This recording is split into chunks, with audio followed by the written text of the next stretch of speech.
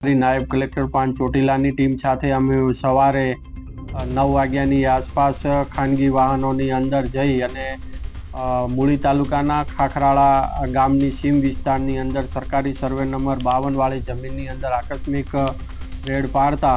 ત્યાંથી સફેદ માટીનું તદ્દન ગેરકાયદેસર ખનન કરતા